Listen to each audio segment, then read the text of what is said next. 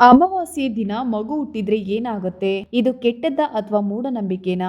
ಅಮಾವಾಸ್ಯೆಯಂದು ಜನಿಸಿದ ಮಕ್ಕಳನ್ನ ಅಶುಭ ಅಂತ ಕರೆಯುವ ನಂಬಿಕೆ ಎಷ್ಟು ಸರಿ? ಅಮಾವಾಸ್ಯೆಯಂದು ಹಲವಾರು ಹಬ್ಬಗಳು ಮತ್ತೆ ಪೂಜಾ ಕಾರ್ಯಗಳು ನಡೆಯುತ್ತೆ. ಈ ನಂಬಿಕೆ ಶುಭನ ಅಥವಾ ಅಶುಭನ ನೋಡೋಣ ಬನ್ನಿ. ಅಮಾವಾಸ್ಯೆಯಲ್ಲಿ ಜನನ ಜೀವನದಲ್ಲಿ ನಾವು ಒಳ್ಳೇದು ಮತ್ತು ಕೆಟ್ಟದ್ದನ್ನ ಯಾವಾಗ್ಲೂ ಪರಿಗಣಿಸ್ತಿರ್ಬೇಕು. ಹಾಗೇನೆ ಅಮಾವಾಸ್ಯೆ ಮತ್ತೆ ಹುಣ್ಣಿಮೆ ತಿಥಿ ಬಗ್ಗೆ ಕೇಳಿರ್ಬೇಕಲ್ವಾ? ಇನ್ನು ಹುಣ್ಣಿಮೆ ಅಂದು ಜನಿಸಿದ ಮಗುವನ್ನ ತುಂಬಾ ಮಂಗಳಕರ ಅಂದ್ರೆ ತುಂಬಾ ಶ್ರೇಷ್ಠ ಅಂತ ಕರೀತಾರೆ. ಹಾಗೇನೆ ಅಮಾವಾಸ್ಯೆಯಂದು ಜನಿಸಿದಂತಹ ಮಗು ಕೆಟ್ಟದ್ದು ಅನ್ನುವ ಮಾತಿದೆ. ಯಾಕಂದ್ರೆ ಅಮಾವಾಸ್ಯೆಯಂದು ದೇವತೆಗಳ ಶಕ್ತಿ ಕಡಿಮೆ ಆಗುತ್ತೆ ಮತ್ತೆ ನಕಾರಾತ್ಮಕ ಶಕ್ತಿ ಹೆಚ್ಚಾಗಿರುತ್ತೆ. ವಿಶೇಷವಾಗಿ ಹುಣ್ಣಿಮೆ ಮತ್ತು ಅಮಾವಾಸ್ಯೆಯನ್ನ ಹಬ್ಬ ಅಂತ ಕೂಡ ಕರಿತೀವಿ ನಾವು. ಸಾಮಾನ್ಯವಾಗಿ ಅಮಾವಾಸ್ಯೆ ದಿನ ಯಾವುದೇ ಕೆಲಸ ಮಾಡಬಾರ್ದು ಅಂತ ಹೇಳಲಾಗುತ್ತೆ. ಆ ದಿನ ಹೆಚ್ಚು ಜಾಗರೂಕರಾಗಿರ್ಬೇಕು ಅನ್ನುವಂತಹ ನಂಬಿಕೆ ಸಹ ನಮ್ಮ ಭಾರತೀಯರಲ್ಲಿದೆ. ಆ ದಿನ ಯಾವುದೇ ಶುಭ ಕಾರ್ಯ ಮಾಡೋದಾಗ್ಲಿ ಅಥವಾ ಶುಭ ಕಾರ್ಯಕ್ಕೆ ವಸ್ತುಗಳನ್ನ ತರೋದಾಗ್ಲಿ ಮಾಡೋದಿಲ್ಲ.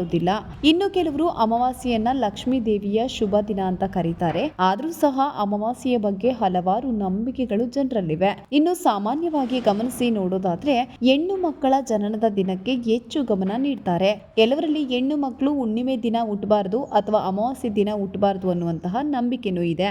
ಆದ್ರೆ ಈ ಹೇಳಿಕೆಯಲ್ಲಿ ಎಷ್ಟು ಸತ್ಯವಿದೆ ಎಂಬುದರ ಬಗ್ಗೆ ನಮಗೆ ಮಾಹಿತಿ ಇದೆಯಾ? ನಮ್ಮ ಜ್ಯೋತಿಷ್ಯ ಶಾಸ್ತ್ರದ ಪ್ರಕಾರ ಹುಣ್ಣಿಮೆ ಅಥವಾ ಅಮಾವಾಸ್ಯೆಯಂದು ಕೆಲವು ಶುಭ ಸಮಯಗಳು ಮತ್ತೆ ಕೆಲವು ಅಶುಭ ಸಮಯಗಳು ಇವೆ. ಅದರಲ್ಲಿ ನೆನಪಿರ್ಲಿ, ಅಮಾವಾಸ್ಯೆಯನ್ನ ಸಂಪೂರ್ಣವಾಗಿ ಕೆಟ್ಟ ದಿನ ಅಂತ ಕರೆಯೋದು ತಪ್ಪು ಭಾವನೆ. ಅಮಾವಾಸ್ಯೆ ಎಂದು ಜನಿಸಿದ ಹೆಣ್ಣು ಮಗು ಜೀವನದಲ್ಲಿ ಅವಳು ಶೀಘ್ರದಲ್ಲೇ ವಿಧವೆ ಆಗ್ತಾಳಂತೆ ಅಂತ ಕೆಲವರು ಹೇಳ್ತಾರೆ. ಇದು ಎಷ್ಟು ಸರಿ? ಈ ಕುರಿತು ಒಂದು ಕತೆ ಇದೆ, ಕೇಳೋಣ ಬನ್ನಿ. ಅಕ್ಷಯ ತೃತೀಯದಂತಹ ಅತ್ಯಂತ ಶುಭ ದಿನದಂದು ಮಹಿಳೆ ಜನಿಸ್ತಾರೆ. ಆದರೆ ಅವಳು ಬೇಗನೆ ವಿಧವೆ ಆಗ್ತಾಳೆ.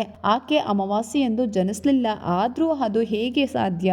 ಇನ್ನು ನಮ್ಮ ಹಿಂದೂಗಳ ದೊಡ್ಡ ಹಬ್ಬ ದೀಪಾವಳಿ ಕೂಡ ಅಮಾವಾಸ್ಯೆಯಂದು ಬರುತ್ತೆ. ಇದಲ್ಲದೆ ಚಾಕುಲ್ಗೆ ಅಮಾವಾಸ್ಯೆ, ತಾಯಿ ಬಿರ್ಜಾ ಹುಟ್ಟಿದ ದಿನದಂದು ತ್ರಿವೇಣಿ ಅಮಾವಾಸ್ಯೆ, ಮಧು ಅಮಾವಾಸ್ಯೆ, ಬಸಂತಿ ದುರ್ಗಾ ಪೂಜೆ ಪ್ರಾರಂಭವಾಗುವ ದಿನ, ಶನಿಯ ಜನ್ಮ ವಾರ್ಷಿಕೋತ್ಸವವನ್ನು ಸಹ ಆಚರಿಸುವುದು, ರುಕ್ಮಿಣಿ ಅಮಾವಾಸ್ಯೆಯನ್ನು ಸಹ ಆಚರಿಸಲಾಗುತ್ತೆ, ಸಾವಿತ್ರಿ ಅಮಾವಾಸ್ಯೆ, ಉಪ ಅಮಾವಾಸ್ಯೆ, ಬಿತ್ತಲಗಿ ಅಂದ್ರೆ ಚಿತ್ತಲಗಿ ಅಮಾವಾಸ್ಯೆ, ಮಹಾಲಯ ಅಮಾವಾಸ್ಯೆ, ದೀಪಾವಳಿ ಅಮಾವಾಸ್ಯೆ ಇತ್ಯಾದಿ. ಈ ಎಲ್ಲಾ ಅಮಾವಾಸ್ಯೆ ಎಂದು ಎಲ್ಲಾ ಒಳ್ಳೆಯ ಕೆಲಸಗಳನ್ನ ಮಾಡಲಾಗುತ್ತೆ ಮತ್ತು ಪೂಜಾ ಕಾರ್ಯಗಳನ್ನ ಅಂದ್ರೆ ಪೂಜಾ ಹಬ್ಬಗಳನ್ನು ಸಹ ನಡೆಸಲಾಗುತ್ತೆ. ಆದ್ದರಿಂದ ಆ ದಿನ ಜನಿಸಿದ ಮಕ್ಕಳಿಗೆ ಅಮಾವಾಸ್ಯೆಯನ್ನ ಅಶುಭ ಮತ್ತು ಕೆಟ್ಟದ್ದು ಅಂತ ಕರೆಯುವ ಅಭ್ಯಾಸ ಸರಿಯಲ್ಲ. ಈ ಕುರುಡು ನಂಬಿಕೆಯನ್ನ ಈಗಲೇ ನಿಲ್ಲಿಸಬೇಕು ಅಷ್ಟೇ. ಹೀಗೆ ಇನ್ನಷ್ಟು ತಾಜಾ ಸುದ್ದಿಗಾಗಿ ನನ್ನ ಚಾನೆಲ್ ನ ನೋಡ್ತಾ ಇರಿ. ವಿಡಿಯೋ ಇಷ್ಟ ಆದ್ರೆ ಒಂದು ಲೈಕ್ ಕೊಟ್ಟು ನಿಮ್ಮ ಸ್ನೇಹಿತರಿಗೂ ಕೂಡ ಶೇರ್ ಮಾಡಿ. ಧನ್ಯವಾದಗಳು ಸ್ನೇಹಿತರೆ.